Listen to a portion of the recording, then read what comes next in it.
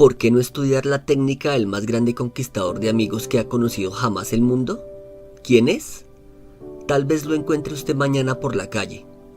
Cuando esté a 5 metros de él, le verá agitar la cola. Si se detiene usted a acariciarlo, saltará como enloquecido para mostrarle lo mucho que lo quiere.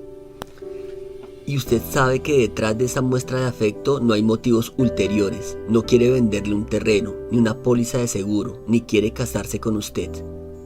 ¿Se ha detenido alguna vez a pensar que el perro es el único animal que no tiene que trabajar para ganarse el sustento? La gallina tiene que poner huevos, la vaca dar leche y el canario cantar. Pero el perro se gana la vida solo con demostrar su cariño por el dueño. Cuando yo tenía 5 años, mi padre compró un cachorrito de pelo amarillo por 50 centavos. Fue la alegría y la luz de mi niñez. Todas las tardes a las 4:30 se sentaba frente a mi casa, mirando fijamente al camino con sus hermosos ojos. Y tan pronto como oía mi voz o me veía venir agitando mi lata de comida entre los árboles, salía disparado como una bala, corría sin aliento, colina arriba para recibirme con brincos de júbilo y ladridos de puro éxtasis. Tipi fue mi constante compañero durante 5 años. Por fin, una noche trágica que jamás olvidaré, murió a 3 metros de mi cabeza, murió alcanzado por un rayo. La muerte de Tipi fue la tragedia de mi niñez. Tipi nunca leyó un libro de psicología, no lo necesitaba. Sabía por algún instinto divino que usted puede ganar más amigos en 2 meses interesándose de verdad en los demás que los que se pueden ganar en 2 años cuando se trata de interesar a los demás en uno mismo. Permítaseme repetir la idea. Se puede ganar más amigos en 2 meses si se interesa uno en los demás que los que se ganarían en 2 años si se hace que los demás se interesen por uno. Pero usted y yo conocemos personas que van a los tumbos por la vida porque tratan de forzar a los demás a que se interesen por ellas. Es claro que eso no rinde resultado. Los demás no se interesan en usted, no se interesan en mí, se interesan en sí mismas, mañana, tarde y noche. La compañía telefónica de Nueva York realizó un detallado estudio de las conversaciones por teléfono y comprobó cuál es la palabra que se usa con mayor frecuencia en ellas. Sí, ya ha adivinado, es el pronombre personal yo. Fue empleado 3.990 veces en 500 conversaciones telefónicas. Yo. Cuando usted mira la fotografía de un grupo en que está usted, ¿a quién mira primero? Si nos limitamos a tratar de impresionar a la gente y de hacer que se interese por nosotros, no tendremos jamás amigos verdaderos, sinceros. Los amigos leales no se logran de esa manera. Napoleón lo intentó y en su último encuentro con Josefina dijo: Josefina, he tenido tanta fortuna como cualquiera en este mundo, y sin embargo, en esta hora eres tú la única persona de la tierra en quien puedo confiar. Y los historiadores dudan que pudiera confiar aún en ella.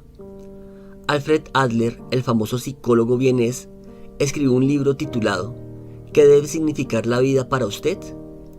En este libro dice así: el individuo que no se interesa por sus semejantes es quien tiene las mayores dificultades en la vida y causa las mayores heridas a los demás.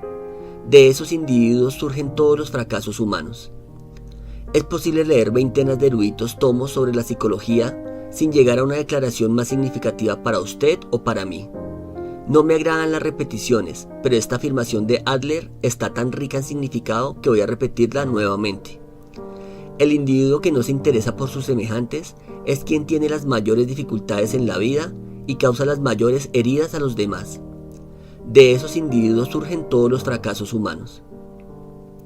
Yo seguí cierta vez en la Universidad de Nueva York un curso sobre redacción de cuentos cortos y durante ese curso el director de una importante revista habló ante nuestra clase. Dijo que era capaz de tomar cualquiera de las docenas de cuentos que cruzaban por su escritorio todos los días y después de leer unos párrafos, decir si su autor gustaba o no a la gente. Si el autor gusta de la gente, añadió, la gente gustará de sus cuentos. Este director, acostumbrado a tratar con la vida, se detuvo 2 veces en el curso de su conferencia sobre la forma de escribir y pidió excusas por predicarnos un sermón. Les estoy diciendo, expresó, las mismas cosas que diría un predicador, pero recuerden que deben tener interés por la gente, si quieren atraer interés como cuentistas. Si así ocurre con los cuentistas, puede tenerse la seguridad de que lo mismo es triplemente cierto en cuanto a las relaciones con la gente. Yo pasé una noche en el camarín de Howard Thurston la última vez que se presentó en Broadway. Thurston, el decano de los magos. Thurston, el rey de la prestidigitación. Durante 40 años viajó por el mundo entero una y otra vez, creando ilusiones, engañando con sus tretas al público y haciendo que la gente quedara boquiabierta de asombro. Más de 60 millones de personas pagaron entrada para verlo actuar, y así consiguió ganar casi 2 millones de dólares. En esa ocasión pedí al señor Thurston que me confiara el secreto de sus triunfos. Su instrucción no tenía nada que ver con ellos, porque huyó de su casa siendo niño. Fue vagabundo por los caminos, viajó en trenes de carga, durmió en pajares, pidió comida de puerta en puerta y aprendió a leer gracias a los carteles que desde un vagón de carga veía junto al ferrocarril. ¿Tenía extraordinarios conocimientos como prestidigitador? No, me dijo que se han escrito centenares de libros sobre pruebas de magia y que muchísimas personas saben tanto como él. Pero Thurston tenía dos cosas de que carecían los demás. Primero, la capacidad necesaria para que su personalidad llegara al otro lado de las candilejas. Conocía la naturaleza humana. Todo lo que hacía, cada gesto, cada entonación de la voz, cada elevación de una ceja había sido cuidadosamente ensayada con anterioridad, y sus actos respondían a una perfecta noción del tiempo. Pero además, Thurston tenía verdadero interés por el público. Me refirió que muchos prestidigitadores miraban al público y decían: bien, ya tenemos otro montón de tontos que viéndose engañaré. Pero el método de Thurston era del todo diferente.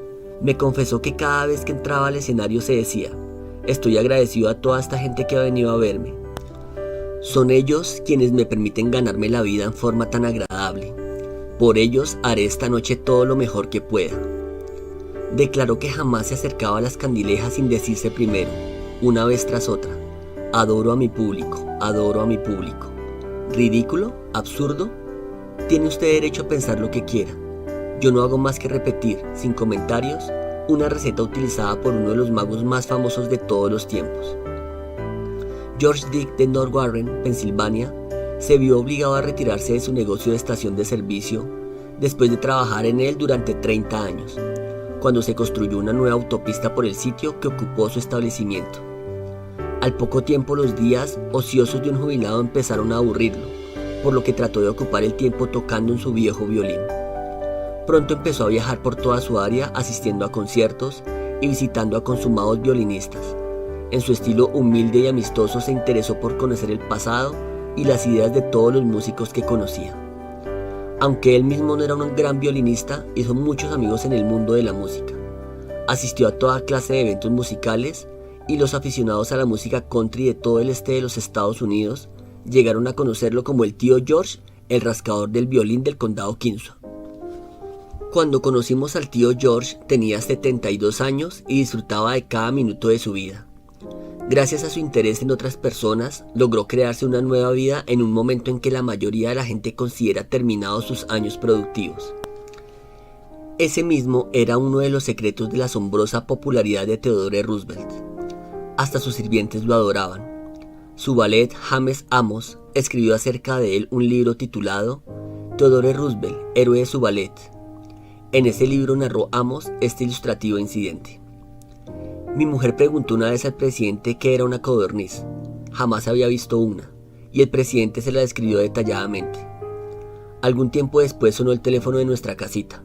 Amos y su esposa vivían en una casita alejada del edificio principal, en la finca que Roosevelt tenía en Oyster Bay. Mi mujer respondió al llamado. Era el señor Roosevelt.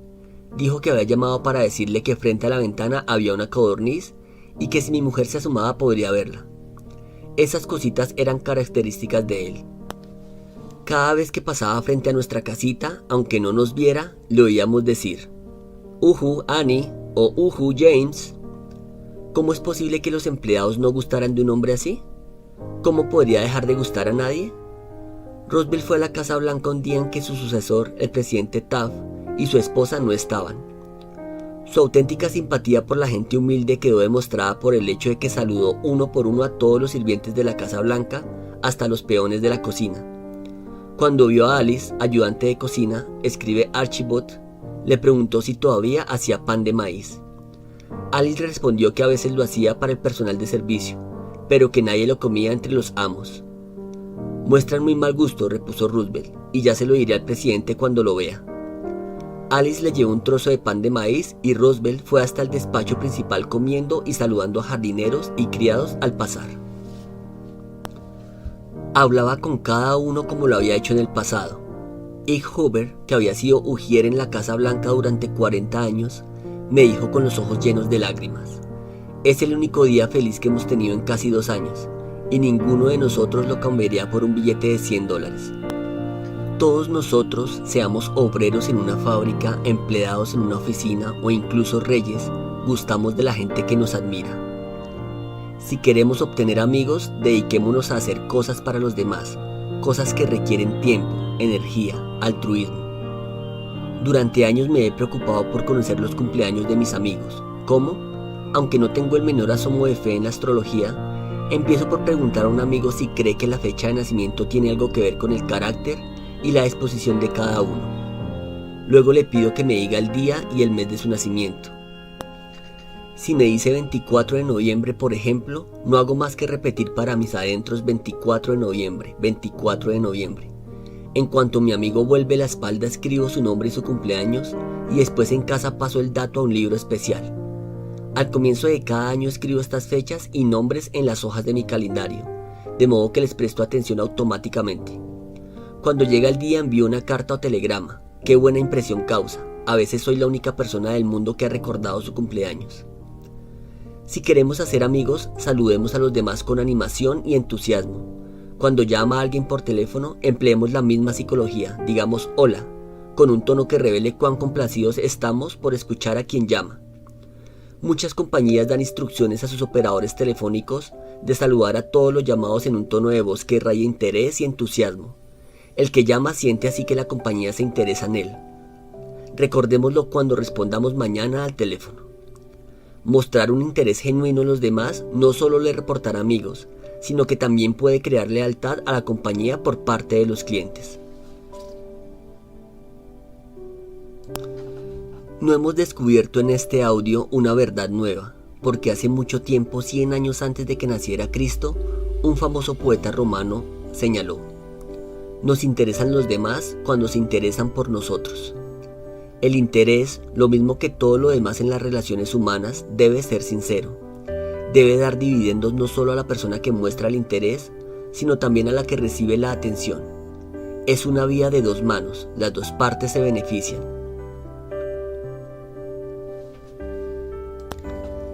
Si usted quiere gustar a los otros, si quiere tener amigos de verdad, si quiere ayudar a los otros, al mismo tiempo que se ayuda a usted mismo, no olvide esto: interésese sinceramente por los demás. Repito, interésese sinceramente por los demás. No olvides esta regla para las interacciones humanas.